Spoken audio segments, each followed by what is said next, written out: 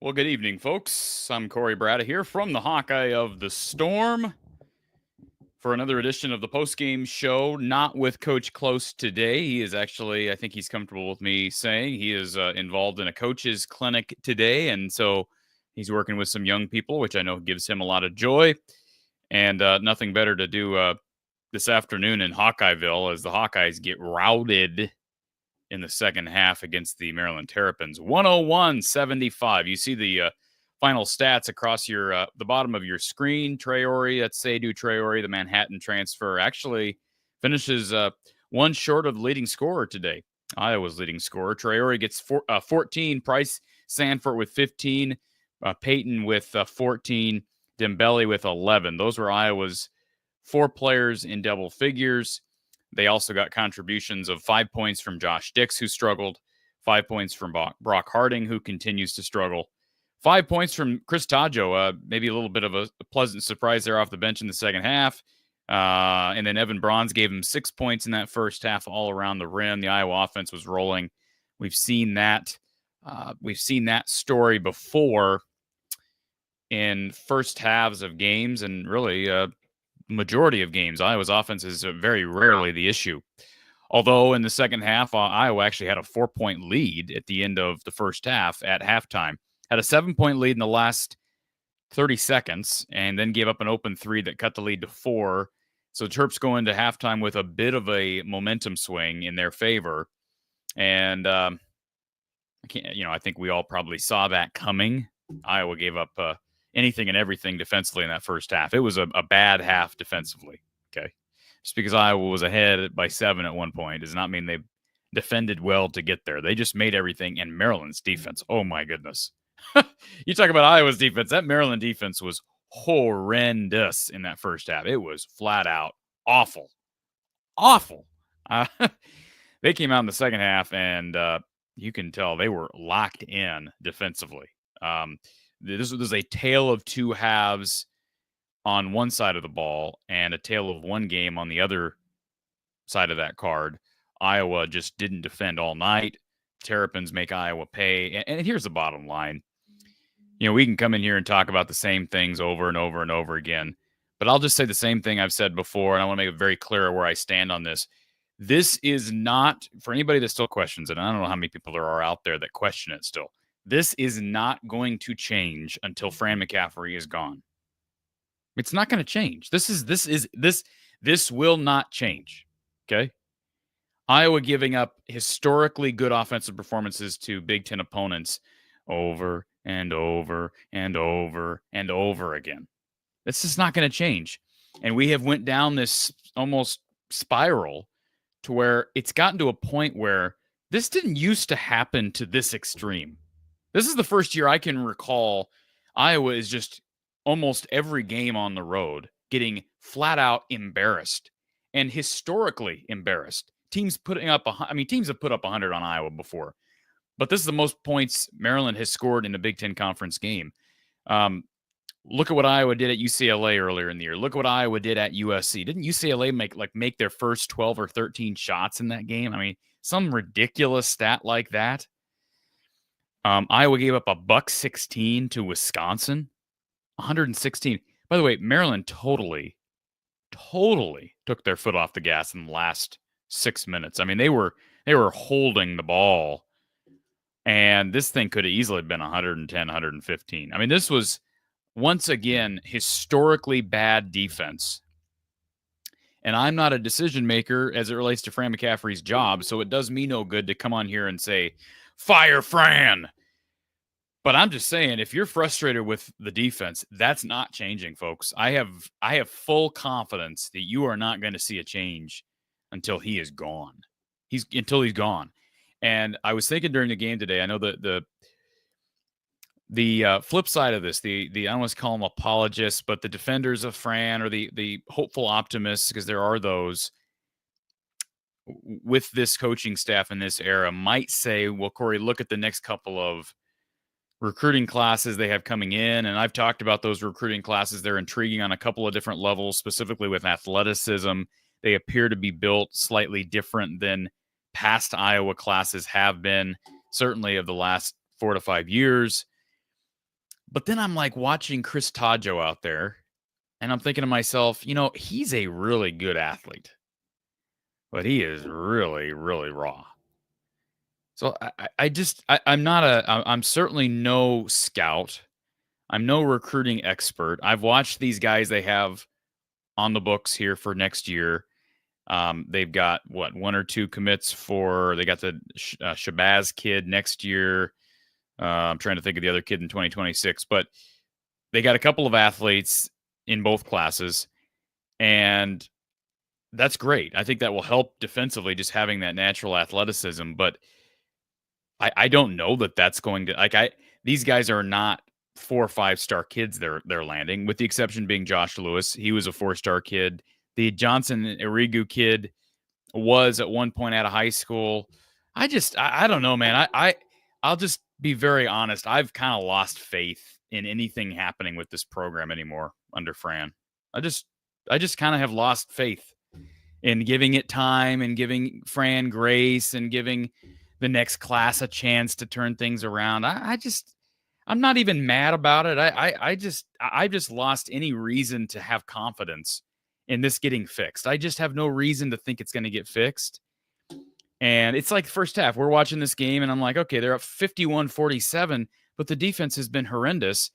And I thought Robbie Hummel hit the nail on the head in the first half. He said Iowa's issues this year, yeah, they haven't played a lick of defense.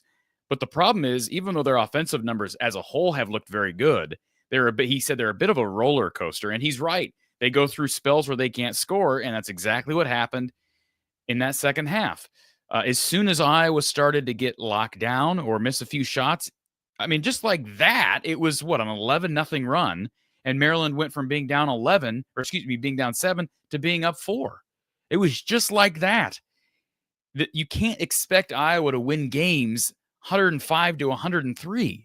I don't know. Does anybody believe that that's how they should be winning games? I can't imagine Fran does, but that's what they were on pace to do. They were on pace to win 102-94. I mean, it's just not sustainable. But did we see changes defensively from Iowa in that second half?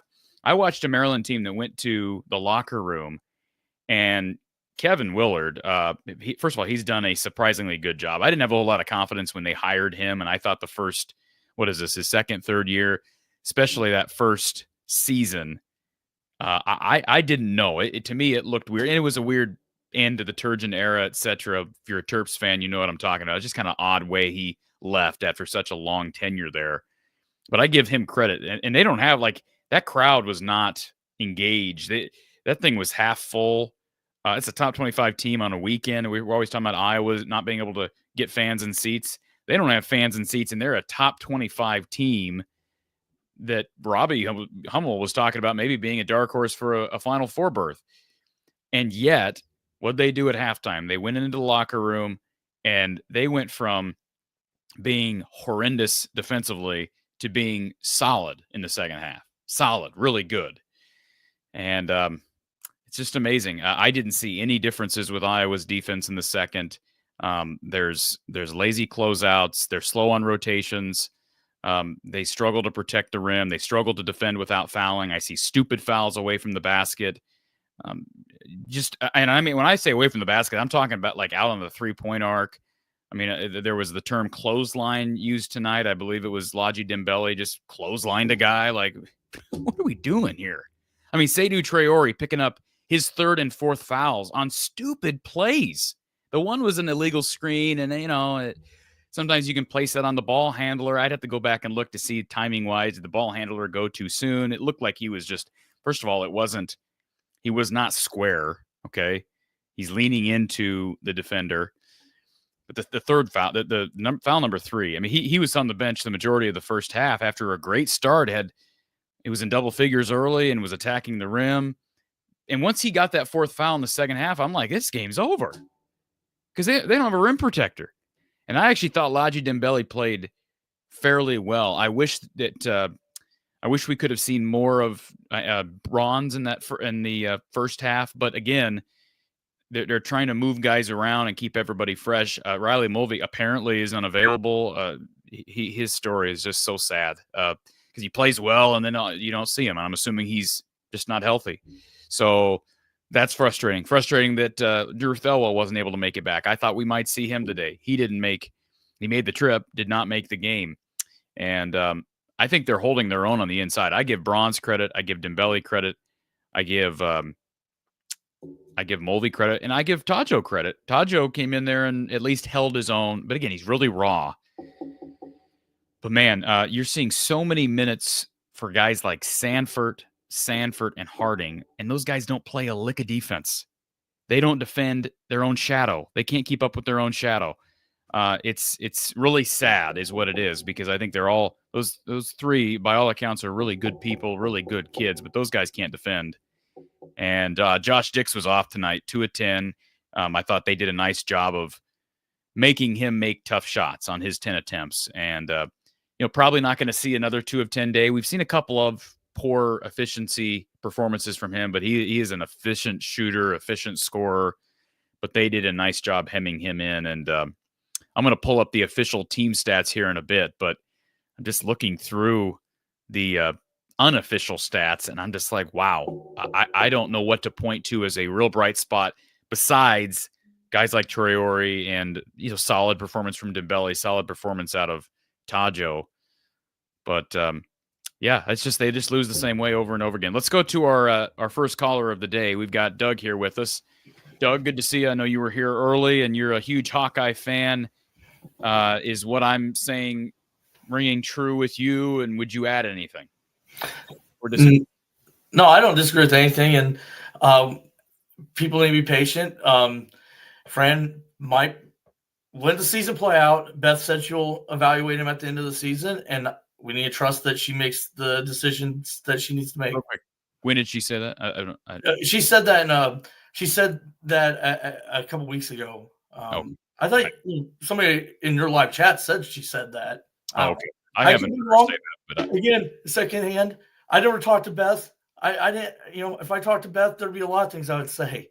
I wanted to give a little story about coaching and how sometimes it's luck. In 1958, the Green Bay Packers were basically one of the worst franchises in the NFL. They were in the smallest city. They were the last of the barnstorming teams, and they needed a coach. They just built – the NFL is trying to kick them out, basically. And they call – who they called their top candidate for head coach was in 1958 for the Green Bay Packers? Forrest Eversesky from the University of Iowa, national champion. You know what he did? He laughed at them. He laughed that the Green Bay Packers wanted him to be their coach. But they called about 4 or 5 other guys. Nobody wanted this job. Finally, they reach a defensive coordinator from the New York Giants, a guy by the name of Vince Lombardi. Vince Lombardi only took them to 8 straight NFL championships and won the first 2 ever Super Bowls. So be careful what you wish for and be careful who you laugh at, because the 5th choice might be a really good choice. Nobody wanted Vince Lombardi and nobody wanted the Green Bay Packers, and that's how a town of 100,000 people still has an NFL team. So, Doug, I want to ask you, so let's have a little dialogue on this, because we don't have Coach Close here. We do have Vincent here in the chat. No other callers. If people want to call in, it's in the link to call in is in the live or in the description. I'll throw it up in the live chat. But let's just run through this together, because I respect your opinion, because you've been following this sport longer than I have, and you're as you bleed black and gold as much as anybody. So, like, am I unfair when I say Peyton and Price really can't defend whatsoever? No, and right? Is that fair? No, that's very fair. And the other thing gets me very frustrated with Price, Peyton, Jot, all 4 of them. And I might be even forgetting some other people, is they don't even get a hand in somebody's face. A lot of times they drop their hands and they still get blown by too. If you don't get blown by, at least take away the 3. It's like they can't take away either. And I don't know how that's possible. How can you not take away the 3 and not take away the drive? And I know a lot of people in live chat understand what I'm saying. It's like, okay, they get up in the face. Well, the guy just drove right past them. How can you do neither? I mean, I was always taught, and I've had some really good coaches. I've had National Coach of the Year as a coach, Vance Downs. Me and Barnes have that in common. But anyway, you always keep your hands up. You always put at least one hand up. You can drop the other hand and try to deny the lane, but they do nothing. It's like they almost put their hands here. I don't know. It's like be in a defensive position. I don't see them in a lot of times. And then their rotations are slow. Everything you've said is accurate. Their rotations are slow. I would love to see a practice with Fran and see what they actually do to try to teach some of that stuff. And what's funny is, Doug, here's the deal. Like as I was logging on here, I have to kind of try to gather my thoughts before I start talking, especially without my sidekicks here. But I was thinking to myself, I never want to make this just because people have accused the show of being especially during the Brian Ferentz era. Oh, it's just a pissing and moaning session. I'm not trying to make it that. Okay. I don't want to make it the show to be that, but I don't know what else can be said with these types of results. Like 101-75. This is college basketball.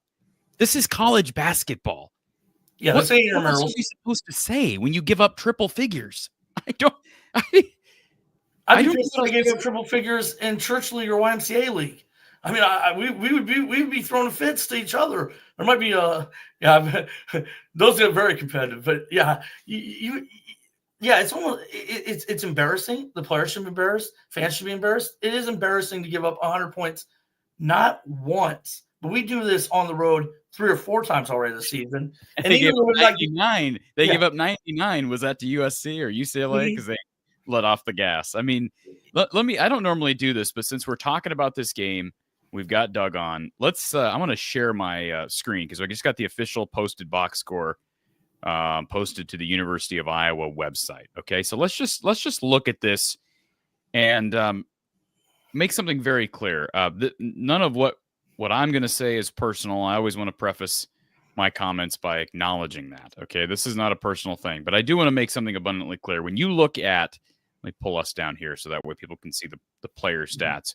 When you look at this box score, first of all, one thing that stands out to me is this number right here, the fourth foul for Seydou Traore, because he, to me, and by the way, he is our RTI Threads player of the game. I thought he was really good early, Doug. And that's the one bright spot about not having Owen Freeman is they're getting some other guys in the game that can figure out how to play head first that may not get the minutes normally. Seydou was struggling to stay on the floor earlier this year for various reasons. Now they have to play him just because they don't have enough bodies in the front court. And then when you have Riley Mulvey's health situation. So I thought he was really good. 14 points, 6 of 11. He's our RTI Threads player of the game. But those third and fourth fouls, he is so undisciplined, Doug. He is so undisciplined. That's coaching. I know it is, but like he is so talented and athletic. His potential is here. He is so undisciplined in everything he does. That is it. That's the first concern. Then I look at Ladji Dembele. I think he's playing as well as he has. He's not very athletic. He's very slow, but he gave them 11 points, and he's rebounding the ball better than he ever has. 8 rebounds tonight, and they need all of them from him. So he would have probably been my second choice for player of the game. Peyton Sandford. The two Sandford, they just love jacking shots. They just love jacking threes. Do they make some of them? Yes. We very rarely this season, Doug, have seen efficiency from either one of the Sandford brothers, especially Peyton. 6 of 15 for Peyton, 2 of 7 from 3, 10 rebounds, needs them all, but they just take so many bad shots, especially the older Peyton, the older Sandford. And then go ahead. I think Price has a bigger upside than Peyton does. Yeah, I agree. I tend to agree with that. Yeah, because I think Price can actually attack the rim, and I think he's marginally better on defense. I think, yeah, and I depending on what happens with coaching changes and who we keep or don't keep, and again, I like reading some of the things I read, but again, I trust none of you on a message board. Okay, so I hate when you guys go, well, I'm not an expert, and the message boards are not experts. And no offense, Cory. You don't know what's going to happen in the near future either. We're just speculating, Sure. But there's a lot of things I like out of a lot of players. There's things I do think a coach could take some of these players and make them a lot better, not a lot better, improve on a lot of things. And I don't think this team, and it's not me putting on Fran, because Fran does do some great things coaching-wise, but I think there is potential, some of these players, and I think a coach would be very happy to have some of the talent we have on this team to work with. So, Doug, is Brock Harding a Big Ten player? He needs to figure out a way to get the score around the hoop. That dribbling too much. But it's hard for me. 7 assists. I don't think he's a Big Ten player. I don't think he's a Power 5 player. And I think we're seeing the reason why nobody else offered him a scholarship. When people are saying him and Owen are all transfer together, that makes no sense. Because they might transfer together, but Owen is like Big Ten all conference, and Brock is your backup point guard, probably, at best, at most of these, at a good Big Ten team. So Brock can't defend either. Okay. No. He's too small.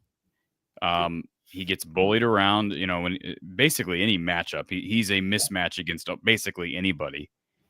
And then he doesn't finish around the rim, so his quickness doesn't really do a whole lot. He gets to spots, but then he's too small to Or go up and turnovers. yeah, he's just I don't think he's a Big Ten player. Josh Dix is their best player. He was off tonight. Evan Bronze shouldn't really be on scholarship. I mean, he really shouldn't. He wasn't supposed to be on scholarship when they brought him in. It's not his fault. He wouldn't have been. Yeah, it's not his fault. And I think he's giving good effort. Price is probably deserving of being a starter right now, the way he's playing. But again, he doesn't defend well.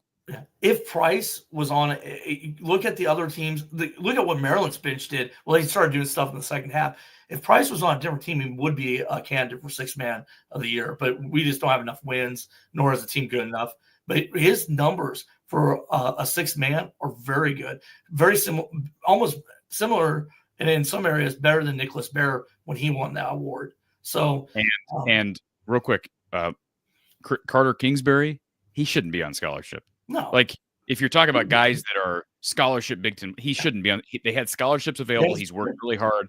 That's not a rip on. I have a lot of respect for the Kingsbury family and for the work Carter's put in, but he's not a Big Ten player. He's not a Big Ten scholarship player. He's a solid walk-on. He had Wayne State. That was his offer coming out of high school, was Wayne State in Nebraska. Wayne State? Okay. Wayne State.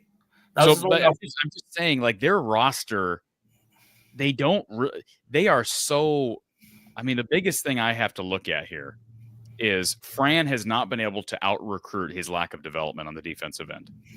He's not been able to. And in the past, you could argue he had, because he found diamonds in the rough like Luka Garza, like Tyler Cook, even like Aaron White and Mike Gasell. Devin Marble. They don't lot of players.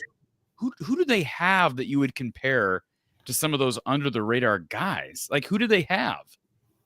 Who am I missing? Well, the only player that I think, when you talk about all Big Ten capable player, is Owen.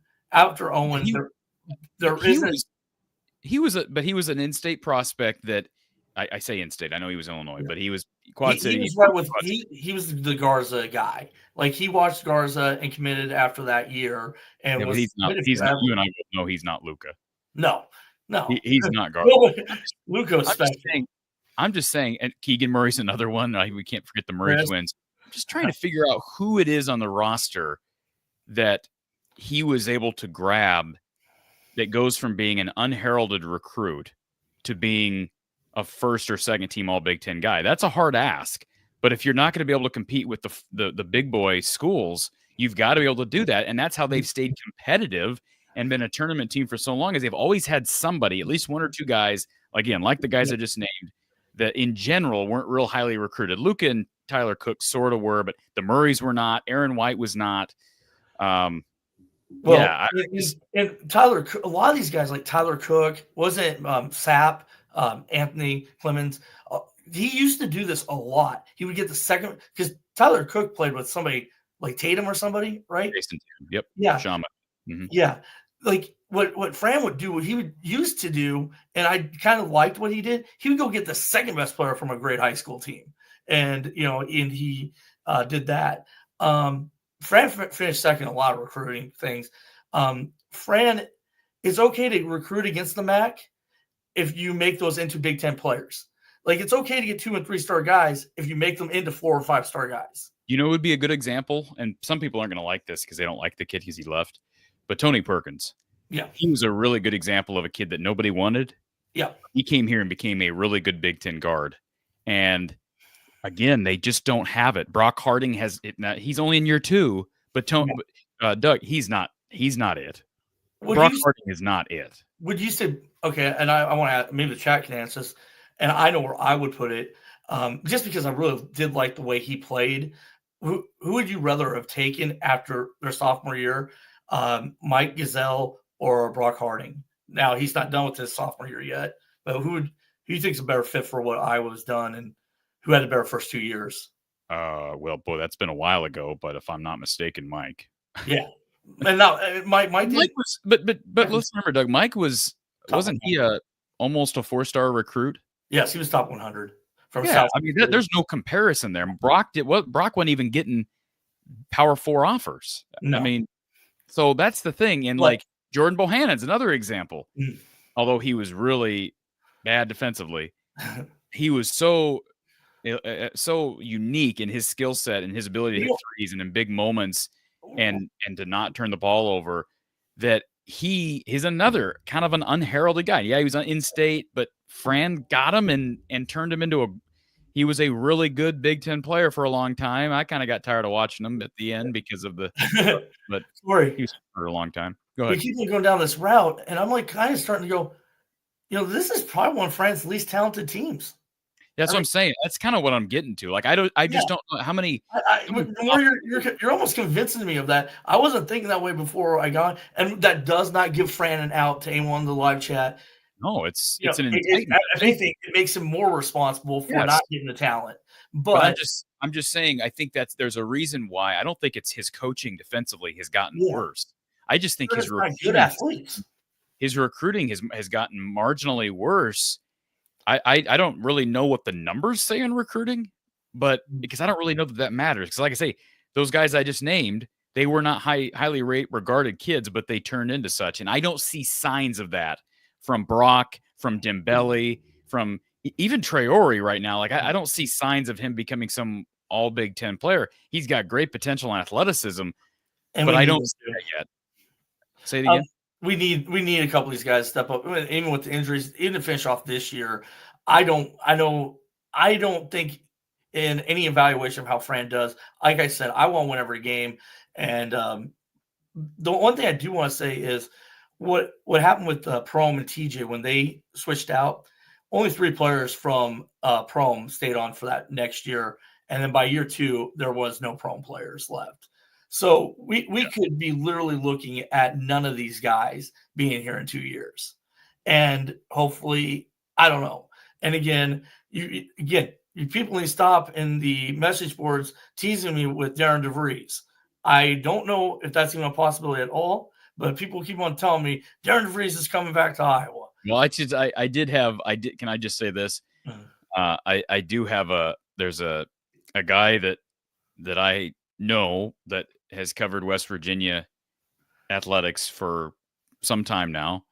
And he actually reached out to me this week and said, "Hey, are you hearing anything on DeVries to Iowa?" And I'm like, "No." But I'm saying there's rumors on apparently on West Virginia boards because that's where I saw there. And my response to him is, I don't know. I don't have insider information on that. What I would say is I don't look at Iowa as a better job. The only thing is it's his home. So, like I said, isn't one of his sisters a volleyball coach in Hawkeyes? Don't they own all those grocery stores up in Appleton or wherever they're from? I mean, Jared, I wanted to ask Coach. I wanted to ask Don about what he remembers about Jared DeVries. Jared was the best linebacker of the '90s for Iowa. So he was. I think he still has he's one of the few that has his name on top of Kinnick. So. So I mean, like I say, maybe he would come back. I just think it'd be an odd move for a guy that just made the jump to just like hopscotch to another Power 4. That's a risky move, I think. But maybe, you never know. Hey, listen, you and I both know these weird things are happening. You just had Ohio State's defensive coordinator. Is it his defensive coordinator? Jump to, or no, their offensive. Was it Knowles that jumped to Penn State? I mean, unheard of moves. The next thing that makes that comeback even more like, ooh, is Tucker comes back too. Does he have one more year? Is that the deal? He got medical redshirt. Oh, he's going for a medical redshirt. He has to be okayed first, but he only played 10 games this season. You know where I stand. I have respect for Fran as a person. Yeah. But like I led with Doug, I just don't think we're going to see any change until the era is over. And it's just, I wish I was wrong. I just don't think it's going to happen. And I don't think they're going to make the tournament. Listen, if we're going to look at the micro, if they win out, I think they're in. But that means they're going to have to win at Illinois and home and beat everybody else, including Oregon.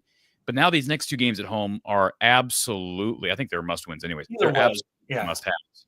They got to win both of these. The only last thing I wanted to say is the reason why I wish they would have, again, I said last year how much I wanted Darren. And if this really is Fran's last year and he held off 1 year, it made a lot more sense for him to retire last year than it does now. I hope that this isn't a money issue or a pride, because I think to have Why would why it have would made more sense for Fran to retire last year? because Patrick leaving, I Yeah, but not have a Jack is kid. still in high school. Jack is still in high That's school. good. That's a good point. And I think the daughter still has a year or two. All right, good points. But To me, yeah, that's the difference in my mind. I could be wrong. And Merritt's at Iowa still, yeah, right? that's what they said, that they did move houses supposedly, and I do know that, like I said, both of the last two with anything to do with Iowa City will be done with Iowa City come next year. So, I mean, maybe I don't know. That's Beth. I really actually want to do in April or before April a coaching show with you about a coaching search. That's actually, I'm looking forward to that. And at someday, hopefully in the near future, we're going to do some speculation about who actually is a legit But candidate. do you think that he's done? That's my last question for you. 75-25. So you think but you don't think they're going to make the tournament? So I guess that's my question. If they don't make the tournament, is he done? Is it still 75-25? Yeah. You think he is done? Yeah. I think he either by choice or by necessity. I just don't know can I just say something else? This may seem rough. What is the point of holding on right now? What is the point of hanging on to the era? He's lost the fan base. He's not got many years left anyways. Nobody comes to games. What's the point of continuing this? Unless we think there's a reason to wait another year or two and then some hot name's going to be ready. I just don't know what the point of waiting is. I feel the opposite. What you just said, every year we lose a chance. Like I said, we don't know when our Vince Lombardi will come around. The perfect guy. Like I said, I like many candidates, and I like many. It's unfair that other schools get to do coaching searches, get to go shows, speculate, and we just are stuck with our coaches forever. Our coaches, we're just stuck with our coaches forever, and I can never come on here and start speculating new regimes with you. By the way, Maryland shot, I have the numbers here. Maryland shot 57% from the field in the first half, 62% from three in the first half, 8 threes. Second half, they shoot 60% from the field. That's good for 58%. We can't beat anybody if our defense. The defense scares me so much. You have to shoot so well to even be in these games. I mean, they outscored Iowa 54-24 in the second half. 54-24. Well, I mean, it's incredible. And by the way, people are saying Mulvey had the flu. I didn't. Yeah. I don't pay attention to the broadcast. SB says, how many times was Dick Sanford or Harding matched up against Queen? Man, that dude's an NBA player. He reminds me a lot of Joel Embiid.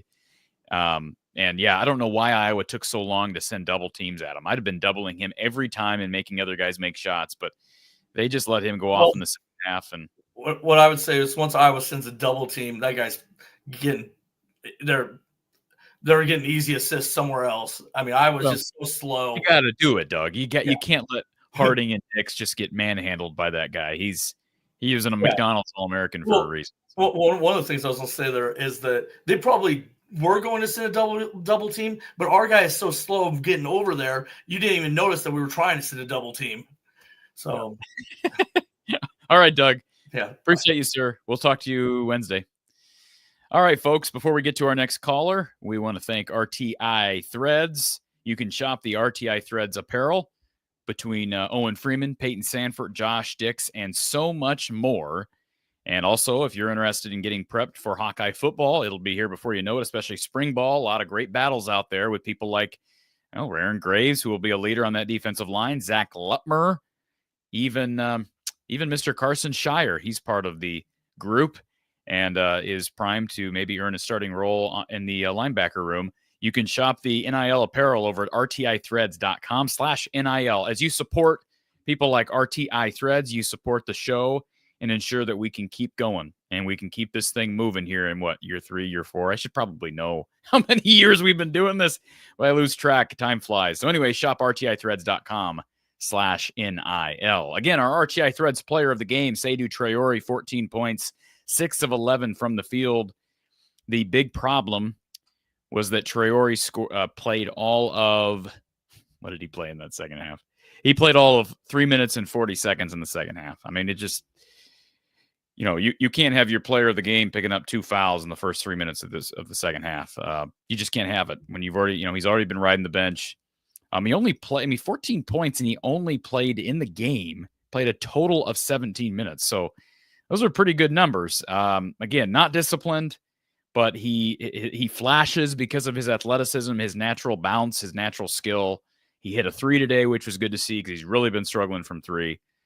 So there's that. Folks, if you're interested in donating to the show, you can do so by means of a super chat. Throw it up in the live chat. You can also donate by means of PayPal, Venmo, Cash App. Please remember, folks, that your support of our sponsors and your donations both mean a lot, and every dollar counts. Even if it's just a couple of dollars, your donation counts. If everybody in the chat donated $1, it would help this show go for another week. So please think about that. And it's not hard to do. You can even do so by credit card. If you don't have PayPal, Venmo, Cash App, click on the PayPal link, and there'll be a little spot where you can enter a credit card for a one-time payment. Again, thank you in advance for that. Don't like pining for donations necessarily, but got to do it. And do appreciate everybody who has donated and will donate. Let's go to our next caller. We got Vincent, who was here early. Vincent, welcome to the show.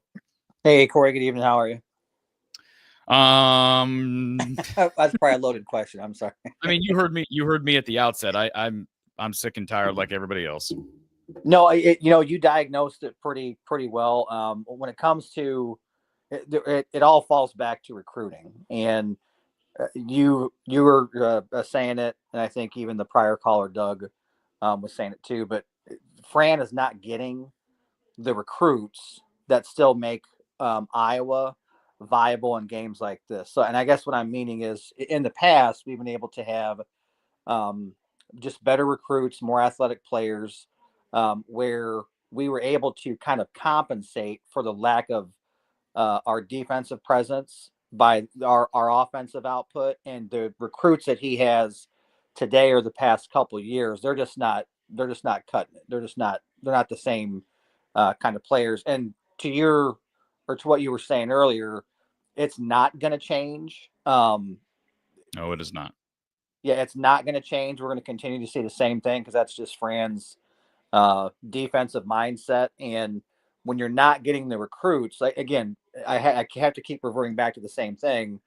When you look at the teams that we've had in the past, even back to I'm trying to think what year it was that we had, like Utah and Anthony Clemens, and you had Adam Woodbury. Like, you had recruits then that were just better players, where it kind of masked the issues that we had on defense because we could keep up offensively. So we weren't getting these blowouts like we're getting now. And now it's so evident because we're getting our backsides handed to us. And you just said, you have a second half where the point differential is 54-24. There's not really much you can say to that. It's just so embarrassingly bad. It's just horrendously bad. I don't know how you step before the media over and over again and explain how your team's giving up those types of numbers. It's one thing to have it happen once, Vincent. Right. But it's like the fact that what happened against Wisconsin happened. They gave up 116, got so embarrassed, and then proceeded to do it again, and again.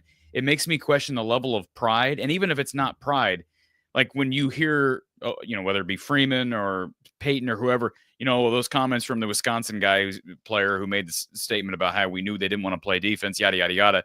It makes me think, okay, if they did take that personally, then that's even more of an indictment on the talent level, because as mad as they may have been, they have no solution. We don't have the answer. Like, I don't even know if it's a lack of effort. I just think it's they don't know fundamentals. They don't know fundamental defense because they're not taught. So it doesn't matter how much you get embarrassed and how motivated you are. If you're not getting taught the fundamentals on defense, then what difference does it make? No, you're right. But that's Fran's. Fran's coaching mantra is running fast or fast running offense is what wins, or transition offense to be specific. That's his coaching mantra. He wants to outrun you. He wants to outscore you. He thinks that his offensive approach is going to win a vast majority of the time versus the other team's shooting percentage. And I'm not sure that makes sense to you, but that's his mantra is we're going to run, we're going to gun, we're going to shoot. And then on top of that, you hit every player almost, in my estimation by watching, has a green light. And we all keep saying the same thing when we call in just to discuss the game is the shot selection by some of the players. Like you guys touched on the Sanford brothers, Peyton and Price. I think Price is a far better player, even as a younger player, a far better player than Peyton, because I think his shot selection is much more clean than Peyton. Peyton will just start jacking stuff up left and right. I just think Price does a better job with his shot selection. And lastly, I know you want to chime in. The Harding is not a Big Ten player. I'm a Quad City guy. I'm very familiar with him and Owen Freeman. He's just not a Big Ten player. He's not just because of the size, but he just doesn't have the shot to be productive in the Big Ten. Yeah, but I think the biggest thing is his size. Size certainly plays a factor, but him and Bohannon are comparable in size, and Brock is actually quicker, but his shot selection is just bad. And not only that, his shooting percentage is bad. And I don't think he has any confidence in his shot selection. I watched him here at Moline High School. He would light it up. He got to Iowa, and it's almost like he's a deer in headlights. He's just timid. He doesn't have that same confidence in his shot. And again, you hate to say it with a Quad City kid because you root for them to be successful, but he just doesn't have it from what we've seen to play in the Big Ten. Sorry. No, I agree with what you just said, and I will say this one thing that intrigues me. You brought up the Sanfords. I find it interesting that Peyton was reportedly given at least one or two two-way contracts. Two-way contracts in the NBA this past year, because I cannot imagine him in the league. I watched so much NBA basketball. I cannot imagine, and again, it's not a personal rip. I'm just being honest. I cannot imagine him running up and down the court. He gets pushed around and bullied like no other. He can't stay in front of people. His offensive game is very one-dimensional. Yep. He does not stand a chance in the league as is. And if it hasn't developed to this point, I don't know how that changes. And I think he'll probably have a good career overseas, but that's why I say, like, when's the last time we've said, I don't know that they have an NBA player on the roster? And I don't think they do right now. I don't know who's an NBA player on the roster. No, they don't have one. As big a fan as I am of Dix, he's just not quick enough to play at the next level. He's probably the closest, but again, tonight he goes 2 of 10. I've said he might have a chance at the league, but if anything, he's borderline right now, and I don't know about Owen Freeman. To me, his game didn't develop all that much from year 1 to year 2, and I know there's rumors out there of big money being thrown his way in the portal, and if that happens, it happens. I think, as you heard my conversation with Doug earlier, Vincent, I just think the recruiting maybe kind of unnoticed because Fran never recruited well with the high major guys, but he was able to find the diamonds in the rough. I think he struggled to do that. And just because they have maybe the slight change in stylistic recruiting with these athletic players that are maybe less of the just spot up shooters, etc., that they've brought in the past, these next 2 recruiting cycles, that's intriguing. But then it makes me wonder, okay, so what's kept them competitive during this stretch? Well, they score a lot of points. So now they're bringing in a bunch of offensive guys. Are they going to be able to score the points and shoot the way Fran's teams usually shoot that keep them around? I just don't know how that's going to look. It's just it's very hard to dissect. Not the Shabazz. No. You said this earlier, which you hit it right on the head. The players that he's getting, he hasn't found that same player that he was able to get in the past with a Luka Garza, with a Keegan or Chris Murray, a transfer in Jared Uthoff. There's not that player on these rosters that has really upped his game to be that star player at Iowa. And there's not a person on this roster. And I'm sorry, as big a fan of Owen Freeman as I am, he's not an NBA player either. At least from my estimation, he's not an NBA player, not at this point in his career. So do I see him leaving via NIL with what NIL is today? It's very possible, because a lot of these players that know they're not going to make it to the league, they're going to try to cash in now to try to get what they can, knowing that they're not going to make it to the league. But since he's a QC kid and he's so close to home, that may be the underlying factor. But could he leave via NIL? Absolutely. And do I see it happening? To me, it's 50-50. Now, Fran, on the other hand, he's not going to retire. I know Doug was talking about that. He's not going to retire. He's going to tell you, fire me, because otherwise I'm going to play out my contract, because otherwise he's walking away from X amount of dollars if he just up and retires. So he's either going to say, fire me, or I'm staying. But this has moved beyond him. You're not getting – the reason we were able to get or have the teams that we had in the past and be as good as we were in the past is we had players coming in that wanted to be offensive players, and we were successful because we have 3 or 4 on the same team. You look at Bohannon, Wieskamp, Garza, or the Murray brothers on the same team at the same time. Players were coming here. They were able to have offensive outputs and be successful.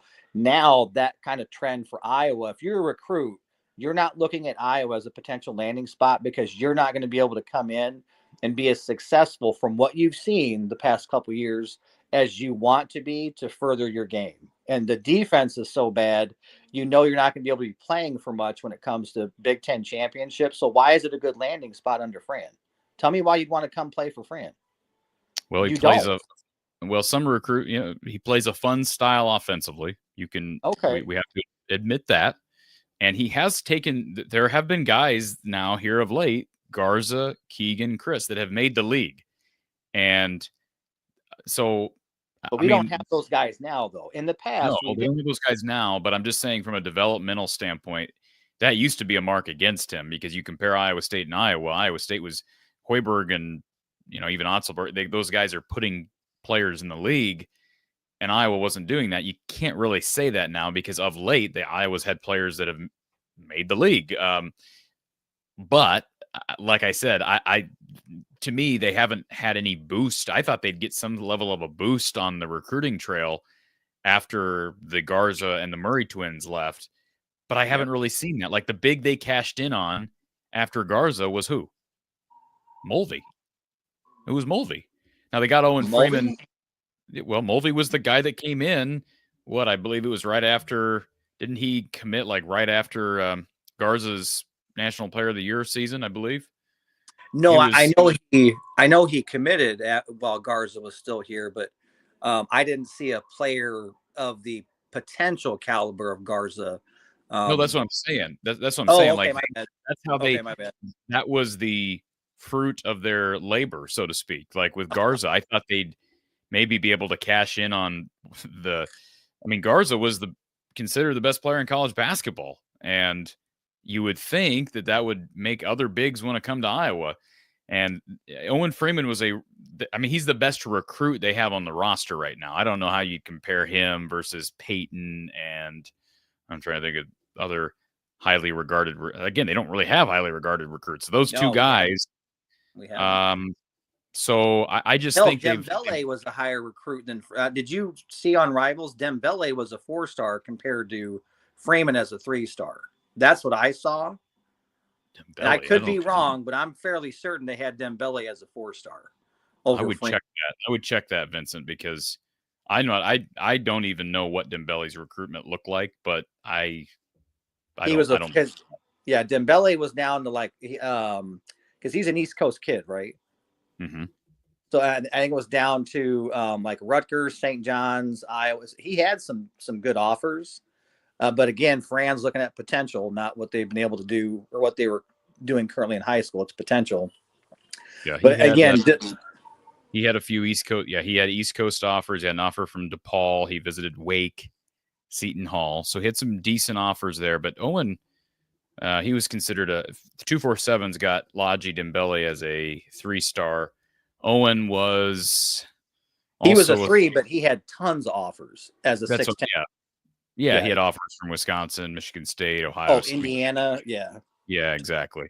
Yeah, tons of offers. I'm rambling. I'm sorry. It's so disappointing when you see I still have games I have recorded from 2020, 2021, where we're ranked third in the nation and playing North Carolina at home and routing them. And all of a sudden we go from that to we get our asses handed to us by Maryland in a 54-24 second half. It's extremely frustrating as a fan. And to those that say that call-in shows are just for folks to rant and rave, yeah, it is, but that's a key part of it too. They've given up. Okay, so they've had 2 close road games. One was a win, one was a loss. The other road games, they gave up 116 at Wisconsin.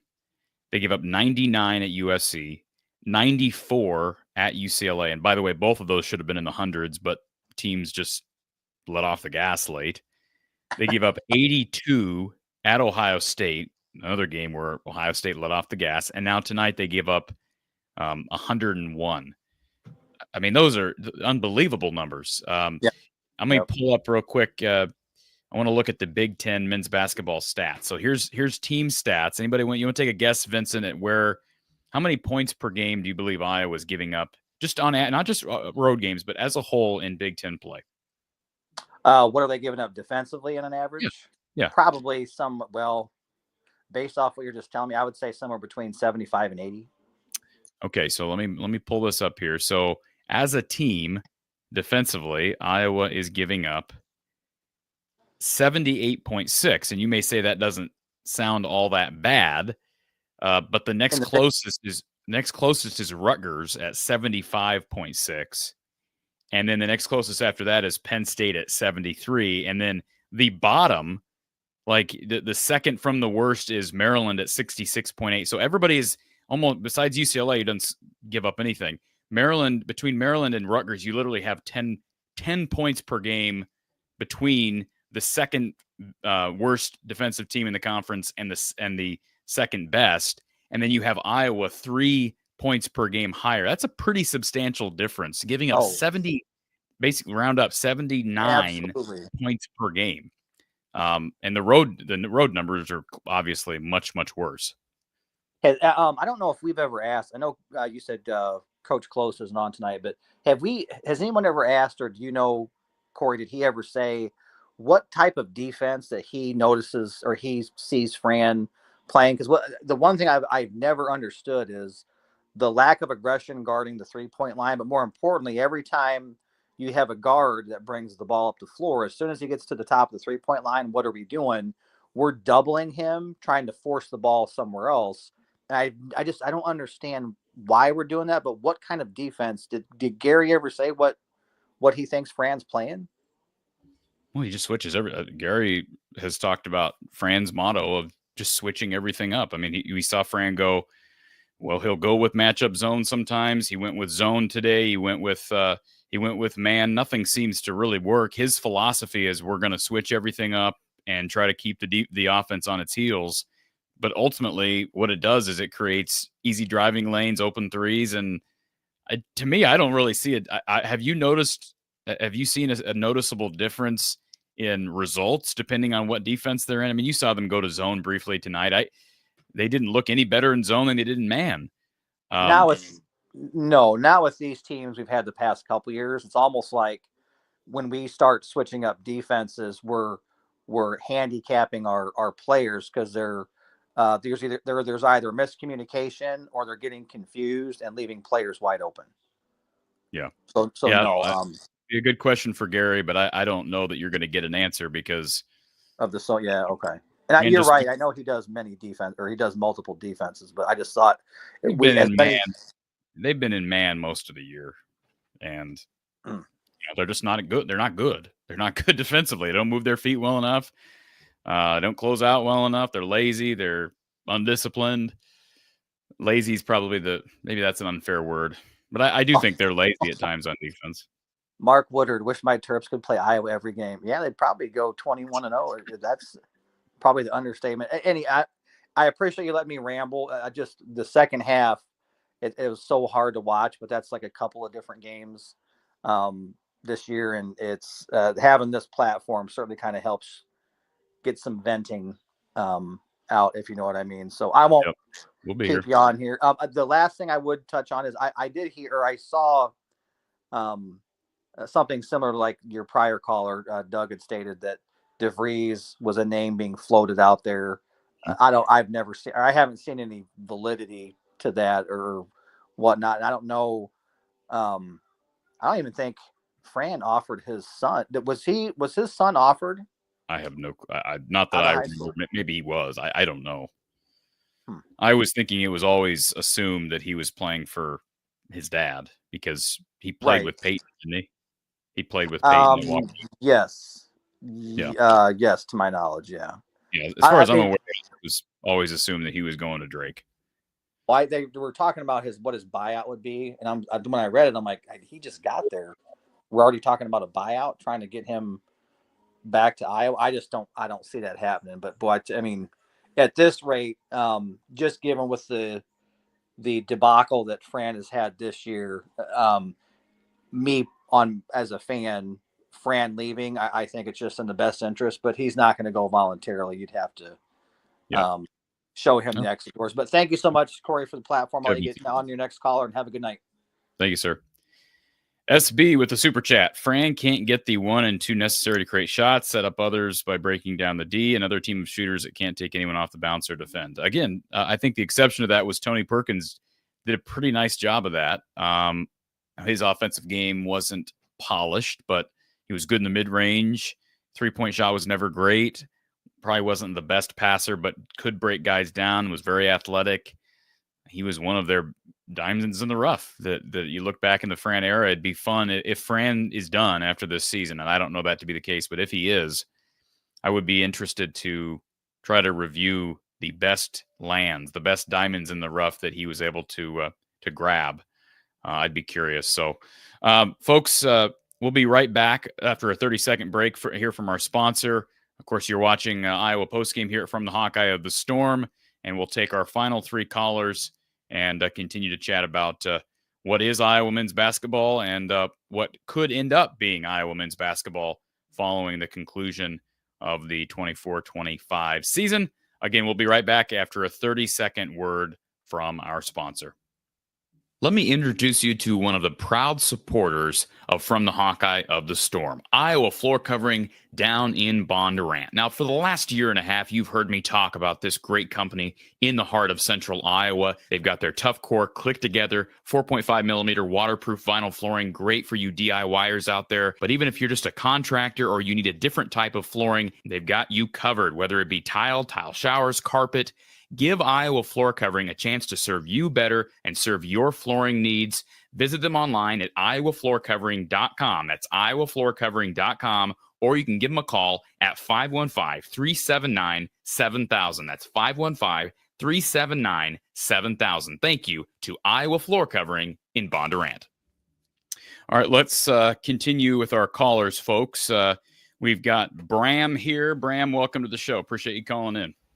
Yep, thanks for having me. I'm an analytics person, so I did some background looking into Brock and like comparisons on KenPom and another analytics site. Mm-hmm. And out of the top 6, none of them are Power 5 players, so I found that very interesting. And then my other thing I would add is just I think if you were going to stick with Fran, you would have to hire a defensive assistant from like a Tennessee, somebody who has a defensive culture. And say, why would he do that though? He's had so many opportunities to do that. Why would he do that? And unfortunately, that is the case. That I think it was a miss last offseason to do that. I think they should have gone and get a defensive assistant to go do that. Yeah, he's had multiple assistants leave at various times. Kirk Speraw retired. You had Andrew Francis leave. You had Billy Taylor take the head coaching job at Elon. He's had multiple opportunities to do that. He's made it very clear he's not interested in doing that. And I don't believe, for the people in the chat that say, well, maybe Beth will force him to. I don't think Fran's going to be forced to do anything. And I believe what was said earlier. I think he'll probably have to be fired. I don't think he's going to go out quietly. I don't think he wants to be told what to do. And if they don't like his style, then they can fire him. I think that's probably what's going to happen, because I think he's proven he's not interested in doing what some of these other schools have done. And we've seen under long-time head coaches in this conference, teams with the ability to go from being really good offensively to maybe not as good offensively, but really good defensively. Like, philosophy doesn't mean like giving up you don't have to give up your philosophy or your culture as a head coach to be able to make adjustments on one side of the ball. Purdue is really good defensively this year, and they have not been in the past. Michigan, we talk about them under John Beilein. They were really good offensively. He went out and hired a assistant coach from Northern Illinois who was the best defensive coach that was available, and they ended up being I think a Final Four team right under John Beilein before he stepped away. And there are other examples. So Fran has had opportunities to do this, and he's decided not to. That's his prerogative, and I don't think we're going to see a change this late in his tenure. Yep, and the other thing I'll say before I get off here is good defenses cover up for players' limitations, and there's so many times where you watch Iowa and it's Stanford getting blown by on another dribble, attacking downhill, and there's nobody there. So that's the other frustration that you get when watching them. And then you watch a team like Drake or a team that rotates over so much better, and you see that. Yeah. Nope, you're right, Brandon. I appreciate the numbers and appreciate the call here this evening. Yep. Thank you. Bye. Thank you, sir. By the way, I was giving stats earlier, and I mentioned opponents' points per game. So defensive points per game given up. And I was giving you, those were not conference stats. Those were stats in the Big Ten for the entire season. If we're just looking at conference play, I was giving up 84 points per game. So it's even worse. 84 points per game given up in the conference. And the next worst is Penn State at 79. Then there's a drop to 77.9. And there's a bunch of teams. There's 4 teams at 70, 5 teams at 77, 6 teams, 7 teams. So like everybody's bunched up between, well, somewhere in the 70s, basically. Michigan State's only given up 67 points per game in conference play. Everyone but Iowa is giving up somewhere in the 70s. Iowa's giving up 84 points per game. So that's unbelievable. That's disturbing, unbelievable. I'm going to run some numbers this week because I want to see exactly what Iowa's defensive efficiency is. What types of field goal percentage numbers Iowa's allowing, not only in conference play, but specifically on the road. I have an idea, but I want to see it all drawn up. And specifically in these losses, because now we've seen literally 4, right? 4, USC 5, USC, UCLA, Ohio State, Wisconsin, and now Maryland, where we've just seen carbon copy after carbon copy. It's incredible. M. Finn in the chat says, everyone's always playing out of position on defense. The out of bounds or the inbounds play was nothing short of embarrassing. Well, and they had Chris Taggio in there who's so green, and I don't know if that was on him or who that was on, but nobody keeping an eye on the inbounds guy. So he could have thrown that off of the back of somebody and scored. Anyways, let's go to our next call. Well, before we go to next caller, Seth brought this up earlier. Robbie Hummel thinks our defense is bad. No, Robbie Hummel knows the defense is bad. He knows the defense is bad. Let's go to our next caller. We got Cody on the line. Cody, always good to see you. Is that a Shiner Bock shirt? It is, yes. It's one of the other beers we sell. I was just thinking just a couple quick things. And maybe I'm just thinking hypothetically, and I could be wrong here, but I don't feel like USC, UCLA, even Wisconsin, I don't feel like these teams are 30 points better than us. So, I mean, the facts show they are, according to scoreboard. But, I mean, are we not that far away if we actually had a little bit of a focus on defense and rebounding and took a little pride in that? I mean, if we were actually average on those things, I mean, how many more wins could we have at this point? I don't know. I mean, it's hypothetical, but but that's half of the game. That's defense right. is half the game. So it's like they are elite on offense. But Rob, that's what Rob said. I mean, Robbie Hummel made that statement during the broadcast. They are elite offensively every year. The problem is they never play defense. They just never play defense. So it's like it's hard to even play in that fantasy land because they've never really, like, ever since the graduations of Woodbury, Gasell, Clemens, those guys, they've really never even shown defense more than maybe a game or two. They'll once in a while put together a complete game. Usually it's quarters of games, halves of games. But in general, like they never have shown a desire, at least from a coaching perspective, on screen or in person. I've never seen a team that looks like they're just locked in fundamentally to the game plan. I see good effort at times, but it's hard for me to even, if they were even average on defense, they would probably be close to undefeated in conference play. They really don't have that difficult of a conference schedule. Their 2-play games were Northwestern, Minnesota. Who's their other 2-play games? Because they have to play Nebraska. So the unranked team, and Northwestern's they've been decimated by injury, and Wisconsin. That's a tough 2-play, but that's a pretty favorable conference schedule. But they can't win on the road. So I mean, we can't get rebounds. We can't play defense. I mean, I get that. But I mean, if we could do one of them, I mean, and then have a timeout every once in a while when somebody's on a 10-0 run. But the other thing I was thinking too is just to play devil's advocate. If you are Fran and he has a meeting with Beth, how do you defend yourself coming back? I mean, what would you say that gives you, if she's like, hey, I'm going to break you off, but let me hear your side of the story first. Why should we bring you back? I mean, what would you say if you're Fran?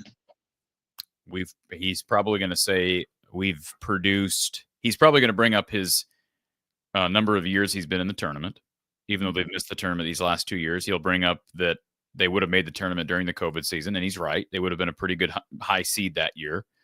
But the problem is, what have you done for me lately? And what has he done for them lately? They've missed out on 2 straight NCAA tournaments. They've had no success in the Big Ten tournament ever since they won it.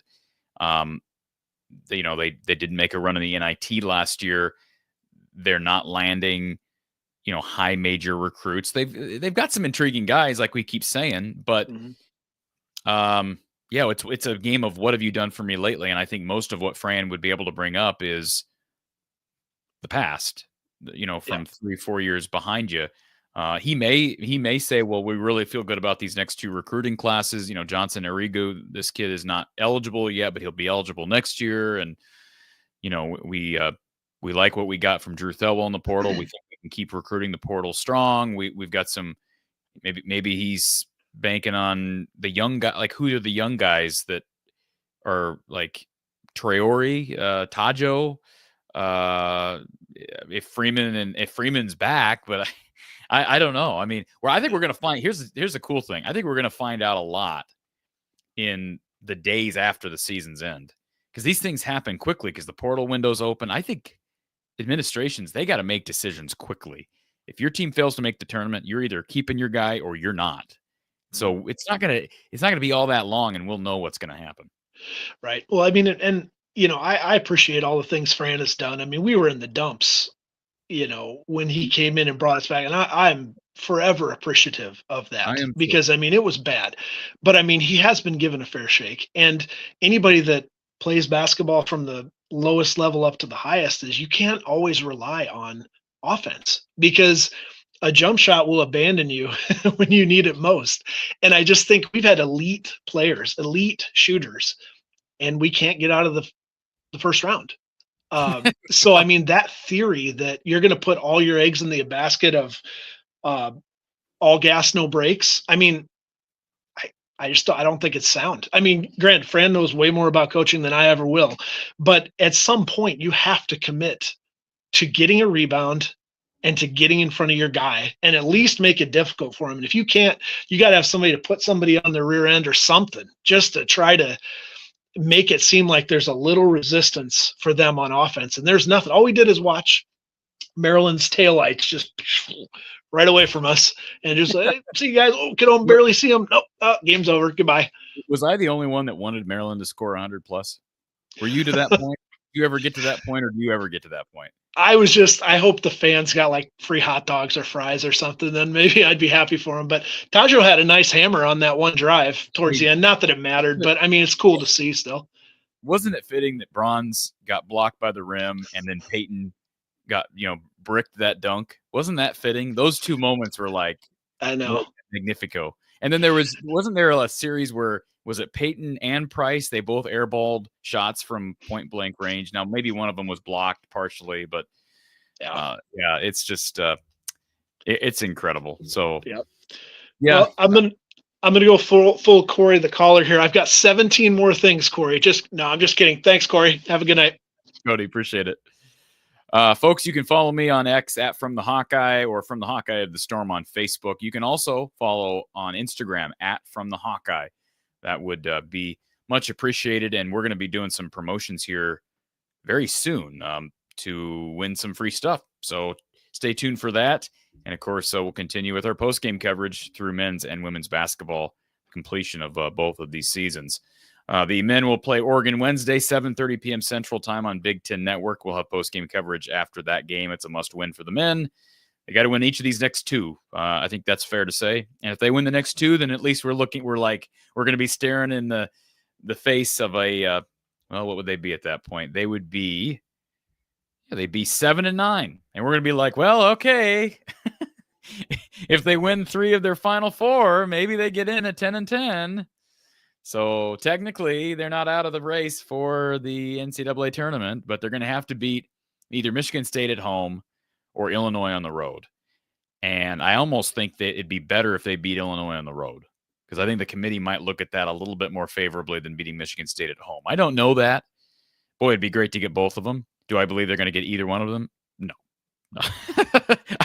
I don't. So let me just make that abundantly clear. I don't believe they're going to get either one of them. Folks, here is the RTI Threads website. I've shared this before, but if you have not yet shopped rtithreads.com/NIL, here's what it looks like. And you can shop guys like Aaron Graves, Carson Shire. But how about all the men's basketball players?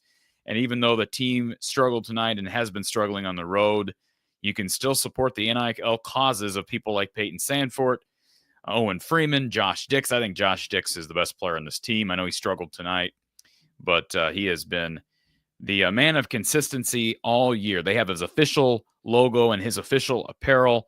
You see a number of different, you have the quarter zips, half zips, you have pullovers, you have caps, you have baseball caps, you have stocking caps, you have mugs, all these different officially licensed items, and you can customize, choose your size, buy it for the whole family, and support the players. What a cool idea for going to a game, and you can all be sporting not just Hawkeye gear, but Hawkeye player gear, courtesy of our sponsors over at rtithreads.com. This is their website. Click on the NIL Athletes tab, or you can just click the link in our description. It'll take you to their NIL division. Again, that's rtithreads.com. Folks, if you are interested in sponsorship, you can do so by means of emailing me, or you can inquire, ask a question if you have one about how to sponsor. And you can email me at info@From the Hawkeye of the Storm. Some new options available here at From the Hawkeye of the Storm. So we're looking to build our brand, build partnerships, strong partnerships with Iowa businesses, and expand your reach as we expand ours. Again, info@FromTheHawkeyeOfTheStorm.com. Let's go to our final caller of the night. We've got Cory on hold. Cory, I know you never talk as much for men's basketball, so I have hope that I can get out of here at some point. I got a blown out back, but well, this made it hurt worse. So thanks, Iowa basketball. Hey, the women play tomorrow. Are you going to be able to watch it? Yeah, that's well, I'm going to try to take a late lunch and catch part of it. Okay. The thing that I'll say is what Lemansky said. This team is primed, is a prime target for getting picked over in this NIL portal coming up, I'm afraid. Well, if that happens, then that's just further reason for the administration to move on from Fran. So if that's what people want, then don't be scared. Lemansky, first of all, thank you for the super chat. He says, with a Fran buyout, paying market rate for an experienced coach, likely no money for arena remodel, NIL money equals football all. What does that mean? Equals football all. Okay. Oh, I see what he's saying. He's saying all the money from NIL goes to football. Yeah. There's some challenges there. There are going to be some challenges in attracting high major coaches, but there's also a lot of really good tradition and history within the Iowa program. It's not maybe showing itself right now, but there is that history. Now, CJ brings up what you're talking about, Cory. The guy's potentially leaving if Fran leaves. Maybe it's because of NIL or just the fact their head coach. People can't be afraid of that. Don't be. It's like the people that say, well, we don't want. In the past, people have said, well, Kirk shouldn't go out and get a quarterback because it's going to drive off everybody else. That is such a loser's mentality. You have to go get the best players and the best coaches. And if Fran leaving means they lose some of their guys now, maybe most of them lose their recruits. Hey, programs can be rebuilt now faster than ever because of the portal, because of NIL. And yes, it's going to take some fundraising and some efforts to drive NIL support. But don't be afraid of change, because Fran does not right now. The support for Fran McCaffrey and the NIL side, the basketball side of Iowa's NIL funding is very minimal. So there's not much less of room to go than up. So anyways, I think we should not be afraid of that if it comes. Yeah. And I think, and I'm not, I mean, whatever, fire, don't fire, let him retire, whatever happens.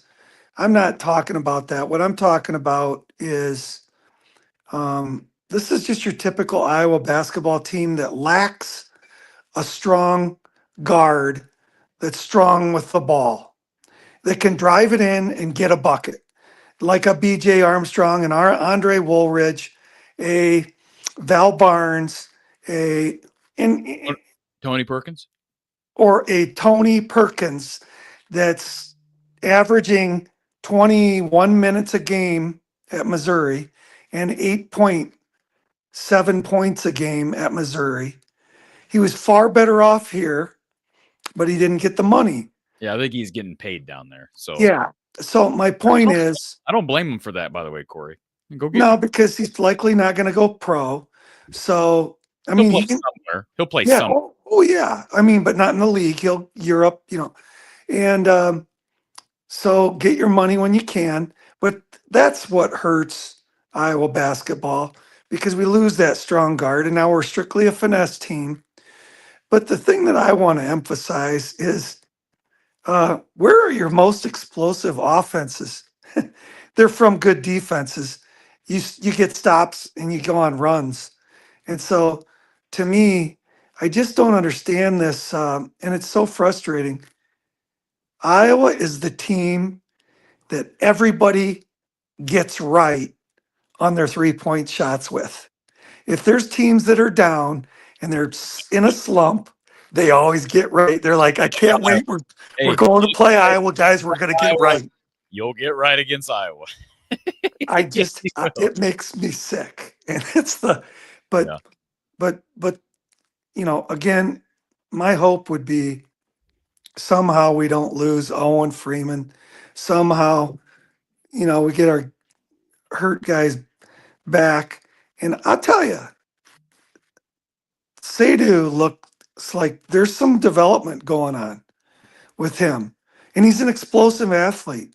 And he can go into the hole and create. And he can go up and fight for rebounds. And even Evan Bronze was fighting. It was good to see some fight. So if they can do it give credit to the big guys, because I think all those guys have stepped up with Owen being out, and they haven't lost anything on the glass or defensively. I think those guys are every bit as good defensively as Owen Freeman is, and on the glass. Owen Freeman's a better offensive threat, but those guys have done a nice job filling in. They've been admirable. You got to give them credit for that. And this is where I hold. I'm not going after the coaches. I let coaches coach. That's my belief.